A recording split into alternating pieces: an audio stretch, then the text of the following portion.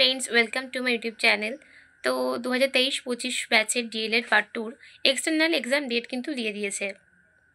তো ফার্স্টে নোটিশ দিয়েছিল 3 থেকে 18 তারিখের নভেম্বর মাসের এক্সাম হবে। তো আমাদের কলেজে ডেট দিয়েছে 3 তারিখে। তোমাদের কবে কবে এক্সাম ডেট দিয়েছে তোমরা জানিও খুনি। এবং তোমরা নিশ্চয়ই জানো যে এতে তোমাদের কটি খাতা করতে হবে। আমাদেরকে 2টি খাতা করতে বলেছে। একটা তো ম্যাক্রো লেসন আছে, ম্যাক্রো লেসনে 4খানা লেসন প্ল্যান লিখতে হবে, বাংলা, ইংলিশ, পরিবেশ, অঙ্ক। কিন্তু ডেমনস্ট্রেশন দেখাতে হবে দুটো, তার মধ্যে তোমার একটা বাংলা ইংরেজি থেকে করতে হবে আর একটা হচ্ছে অঙ্ক পরিবেশ থেকে করতে হবে। দুটি টিএলএমও কিন্তু তোমাদের করতে হবে।